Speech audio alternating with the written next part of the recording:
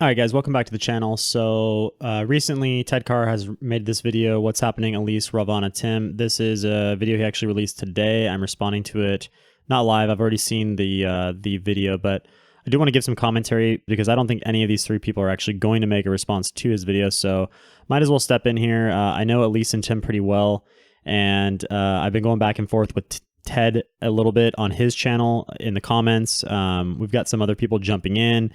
You know, Ted said some pretty extravagant things lately. It's 2019. Ted still believes that we're frugivores.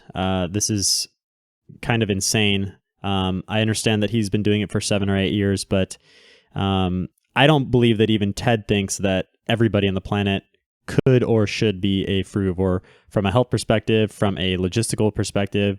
Of course, Ted lives in Canada, so it's kind of an interesting situation to...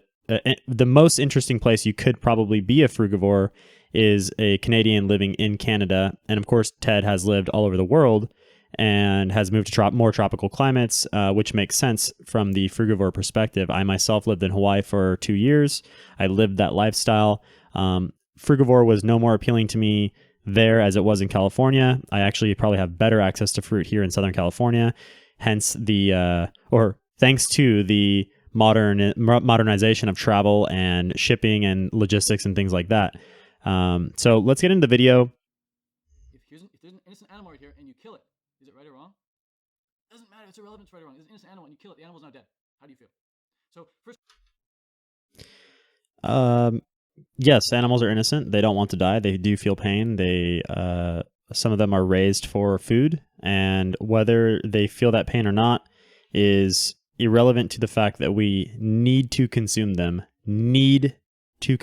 for human health. And I think that's really where the ethical and the health-based vegans completely diverge on their points of the grounds that they stand on as far as whether or not it's okay or acceptable to kill and eat animals. and I'm not doing this to throw shade. I'm not doing this to be salty. I'm not doing this to hate.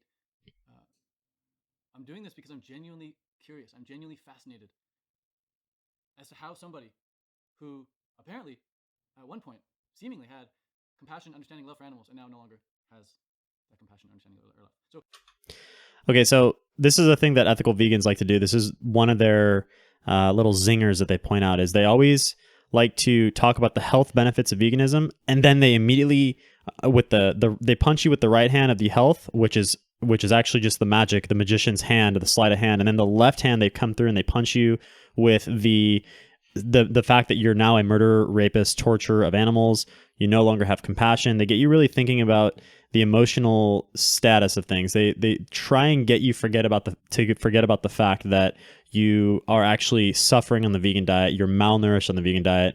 You're not feeling so well, and they really try and get you bought into that.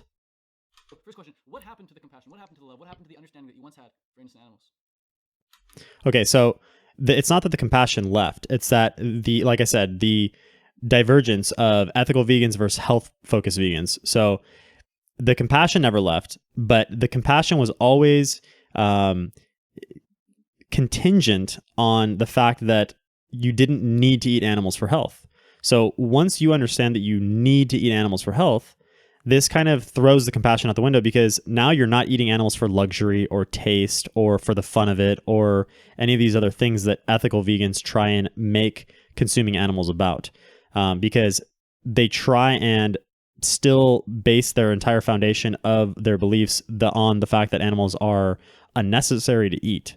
And we know through the thousands and millions of cases of vegans these days that after a few years, typically speaking, they will fall out of the vegan diet. The failure rate is extremely high, even for the people who did it right. Or if you believe that we're all doing it wrong, then how is it the perfect diet for human health? If it's so easy to do, then why are so many people failing on it? You should really be asking yourself these questions.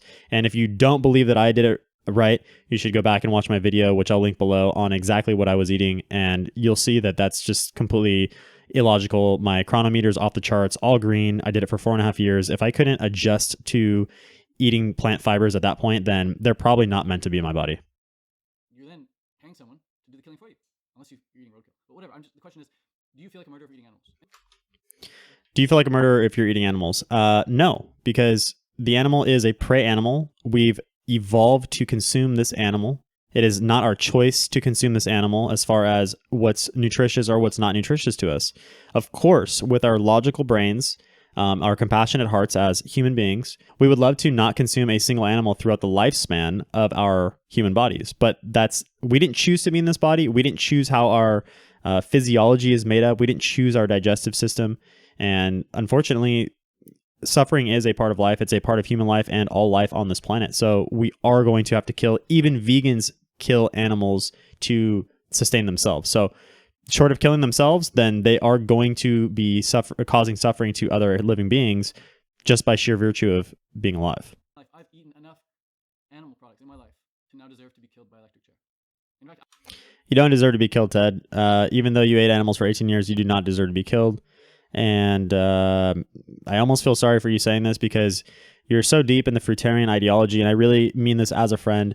It's almost like I'm watching you lose your mind because you are stepping up to a certain extent to fill the void of, these big YouTubers that are stepping down, and you feel like now you have to be this big voice for the animals. But I never got the sense that you were an ethical vegan to begin with. I think that you believe that fruit was the optimal the optimal food for the human body.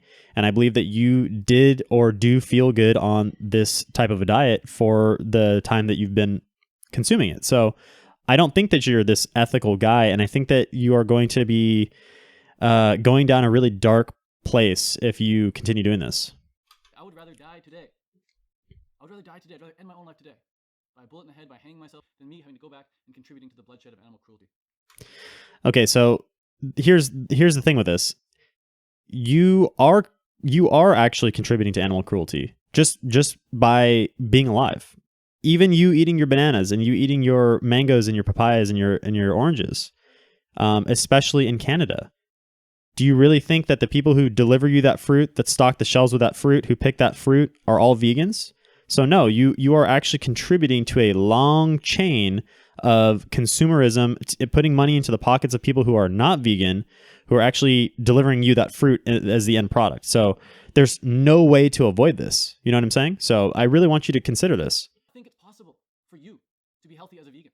Like, do you truly believe that you cannot be healthy as a vegan, even though there's so many glowing examples out there? Okay, this is another thing that all current vegans do is they point to other people. They say you can be healthy because they're healthy too. And this is not a fair thing because even vegans, I truly believe that they think there's a small percentage of people that can't survive on the vegan diet. They just don't realize how big that percentage really is.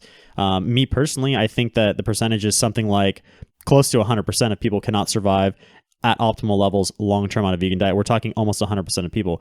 Maybe there's like 1 to 5% that can do this for a lifetime and feel amazing the entire time. Of course, we would never be able to know how much better they could do because they will be unwilling to experiment with animal products. Again, they're pointing to other people. So it's like saying, somebody who's 5'5" can dunk a basketball. Why can't you do it? Because you're 5'5".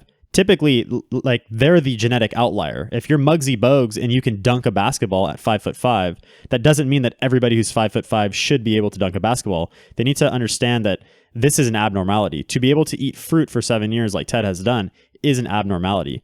To be able to perform and be athletic on fruit is a complete abnormality on as a 7-year fruitarian diet. Most people would completely wither away in a much shorter time span than Ted has. And, myself, I tried vegan or raw vegan for 30 days and I lost 9 pounds in 30 days. I couldn't even go to the bathroom. I needed enemas just to use the toilet. So this was not possible in my body. Healthy vegans, long-term vegans. Like, have you really thrown in the towel and just given up? And I understand that, you're suffering and you have these health issues, but really, you're not the victim here, man. The animal on your plate is the victim. Again, we're not choosing to eat these animals. Our human physiology is demanding that we eat these animals. So it's not our choice. It's not our choice. So we shouldn't feel bad about it. That's not an option. You believe that you can no longer be healthy as a vegan. I'm curious, like, are you, like, forever from here on out just going to be a meat eater? We don't know, but the fact is that we didn't feel good as a vegan. So we don't know how this meat journey is going to take us. In 20 years, we might want to consume more plants or something like that. I really doubt it because of how good we're feeling right now. All of us are experiencing the exact same health benefits and immediate health benefits as well. So it's not something that we like conspired about or something. It's just very obvious. Do you really think it's okay to eat animals that were raised for slaughter, but not okay to eat animals that weren't raised for slaughter, like a house dog or a house cat or a horse? So this is another thing that vegans like to say regarding, why don't you just eat your dog? Well, I love my dog. Why would I eat my dog? And again, so they're saying that you're speciesist or whatever, but the point is that there is actually a nutritional difference in some of these animals. Like there is a nutritional difference in consuming grass-fed beef versus grain-fed beef. There's higher omega-3s. Maybe the fat to protein ratio is better. Maybe there's other vitamins and minerals in, like, let's say the liver that we want to consume and eat in larger quantities than like what a chicken would be able to offer us. So yes, there's a difference based on nutritional profile alone. And then on top of that, it's like, why aren't we allowed to bond with certain animals that we aren't allowed to bond with others? We can ride horses. Why would we eat horses versus eating a cow? That animal serves a different purpose for us. And of course, they're going to say this is animal enslavement, torture, whatever. But these are just very logical, common sense things. Do you really think it's not okay to eat dogs? I don't think it's not okay to eat dogs. If you want to eat dogs and that's what's culturally acceptable and normal to you and you know how to make it taste good and that's what's available, then that's what you got to do. If you're in Yulin China Festival, like I love dogs. I've had dogs my whole life, but even as a vegan, I didn't really see what was wrong with that festival. I mean, that's something that they've done forever. They're a very poor area. They consume dogs all over Asia as a normal thing. So why all of a sudden for the Yulin Festival is it this big deal? That it's just because it was publicized. That's the issue with the Yulin Festival is that all these Westerners, they don't even understand that Asians eat dogs as a normality. It's not okay to kill a single animal. You can't just single an animal and kill a cow in the street. You can't just single an animal and kill a dog. You can't just single an animal and kick a chicken in the head. But you can kick thousands of chickens in the head and then you can eat their eggs. Well, animals are property of humans, so you cannot just go up to a cow that's on somebody's farm and kill it. I don't know anywhere in the U.S. that has legitimate wild cows walking around the land. And if you did kill it and harvest it for food, then maybe that would be legal. I mean, you can hunt deer as long as you get a deer tag and you go out and legally hunt, and you're even using a firearm and doing this stuff. So yes, you can actually go out and do these things, Ted. Death. So yeah, whatever. These are just some questions I have. Don't make a super long video, but I'm just fascinated that like it's one thing to go back and try animal products.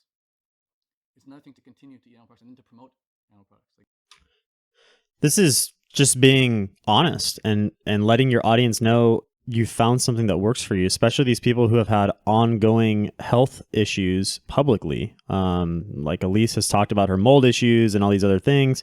Maybe the other ones were a little bit more private about it, but you're a big health and fitness YouTuber trying to, show this super happy, great life, but behind the scenes, it's really not working out. So you've experimented with the animal products behind the scenes, and then you've found out that they work for you. And obviously you can't go on lying to your audience and not telling them. So the best solution is to actually come out publicly and share it. And of course, people are going to attack you. This is what we've seen with all the vegan YouTubers. I mean, Tim, Elise, Ravana puts up a video today. They're going to get about 50% dislikes on their videos just right off the bat because people are so inflamed. They're so pissed off at these people for basically speaking the truth and letting people know that they've found something that works for them, and it happens to be animal foods.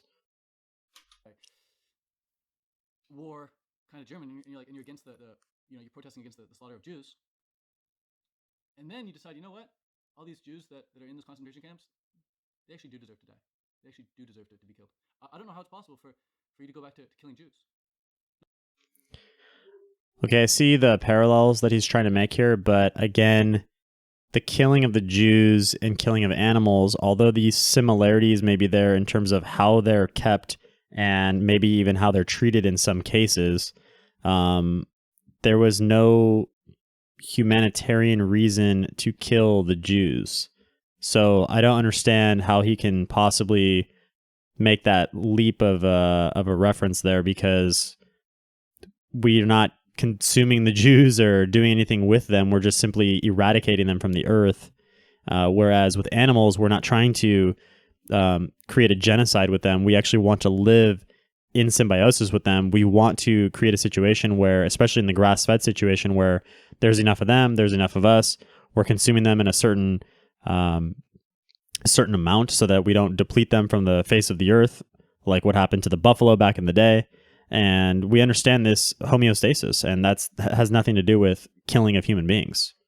Not just turning your back. I feel like I gotta be that vegan who reminds people, hey, it's not okay to hurt animals. It's fucked up. It's fucked up to hurt an animal. Really fucked up. In fact, if you saw me, if Ravana saw me, if Elise saw me, if Tim saw me kicking a chicken on the road, stomping a chicken on the road, an innocent chicken, they saw me stomping that chicken, blood was flying out, guts were flying out, I kept stomping on it. They'd be like, Ted, what the fuck are you doing? It's true, because there would be no reason for you to do that. You know, we're not, you're trying to say that we're out here just killing these animals for fun of it. That's completely irrelevant, completely nonsense thing to say.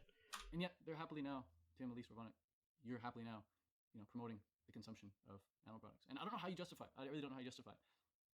It'd be cool to have a conversation about it, because I'm just fascinated how you can go from having what I thought was compassion, what I thought was understanding, what I thought was love for animals, to now being okay with stomping on a chicken's head. We're not okay with stomping on a chicken's head. I do not like how you're phrasing this, Ted. I think it's completely wrong, unethical for you to say this. And I know a lot of vegans are backing this kind of a notion that you've lost your compassion. You are happy to kill these animals. I mean, it's necessary to kill these animals. So it has nothing to do with this pleasure principle that you're speaking about here. And to answer your question, it's justified because it's for the health. It's for the human health, this body that we did not choose to be in. What I'd recommend, rather than thinking the answer to better health lies in a murder victim, what I'd recommend is to look within. A little bit arrogant here to think that people haven't looked within. I mean, that's a very simplified thing to say. We have looked within. We've looked at the numbers. We've looked at the different varieties of the vegan diet.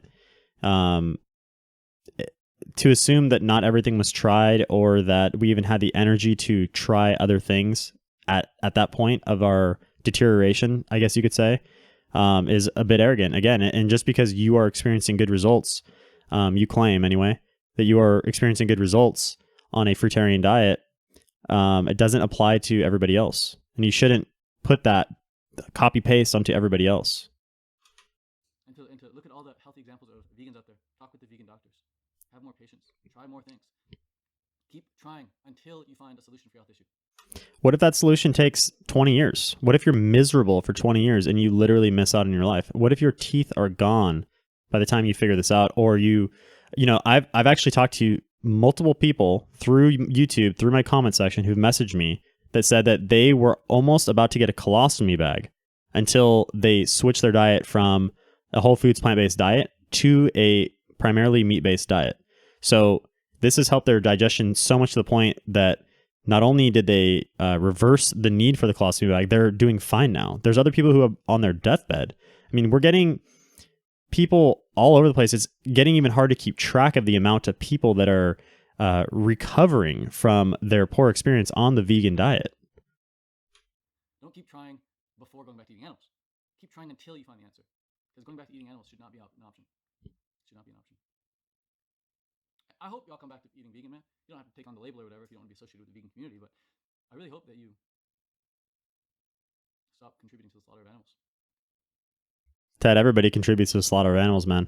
Everybody. Small, insects, all that stuff. And I know that you don't want to be speciesist, and I know that you want to say that all lives are equal. So then the mole and the fox and the bird that you killed with the pesticides and the wheat threshers, I mean, that should all be equal to the cow, right? It should be equal to the human. But we know that vegans make the choice that that's okay.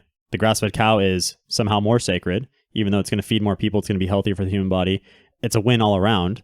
It's something that vegans really need to wrap their head around, that they do not have the ethical argument, the ethical high ground anymore. That is over. I feel like they've given up on the health aspect a bit, the health argument. They are still clinging on to the ethical argument, but even that's completely falling down. It's crumbling. The animals need you, man. The animals need you. All right, the animals need all of us. Peace out. Much love. Really weird time in the vegan community, man. Really weird time. Adios. This is a blessing in the vegan community. People are waking up. They're sharing. They're being real. It's not smart to have a community of people who are going to be silent and suffering for a long period of time. And I know I've hung out with Ted. We've spent a lot of time behind the scenes together, hanging out, doing stuff. Long car trips across the island in Hawaii. We've spent hours talking, joking around, playing around, having a good time. But And he's probably going to say, Drew, you looked pretty good to me back then. That's not the point. There's a point of deterioration and malnourishment during the whole process. Like, it's not an instant moment that you're just like, oh, I can't go on anymore. I mean, it's a very slow degradation, and it actually is something that you can ignore for quite a while. Especially digestive issues, they kind of come, they go. They're very mysterious. You know, you don't know, you're constantly tweaking. You know, that's what I'm saying, is that a lot of these people did tweak the variables of the diet all the time. They were looking at everything they ate with great care, you know, weighing out how much food they're eating, measuring it in cups.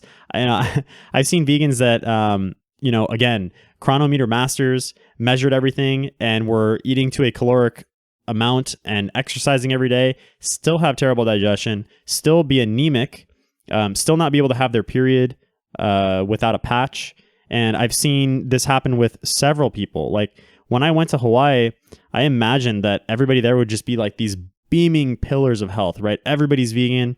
I'm vegan. I had just come off a juice fast. I was totally ready to just like start mixing it up and hanging out with these people and getting my health just totally back and strong. And I did that for myself through great care and effort, but it wasn't to the level that I experienced after I went back to animal products. And to be honest with you, when I look at Ted, I see a guy that's suffering a bit right now. I mean, you guys should all watch the Vegan Deterioration channel. I'm not saying Ted has the sunken eyes that are commonly pointed out on that channel, and I really don't mean this in any type of aggressive or passive aggressive way. Ted, you want to contact me, we can talk about this in private if you want, but that's what I do see. I see a bit of the eye sinking going on here. You're not looking happy these days, to be honest with you, and I honestly think that a lot of these topics are bumming you out, but you're putting too much pressure on yourself, man. You're putting this whole vegan weight on you, and it was never meant to be your fight in the first place. So I'm going to end the video on that. Hope you guys have a good night, and I hope you guys comment a lot on this video. I'd like to get a discussion going, and maybe we'll get Ted on the channel if he wants to participate. See ya.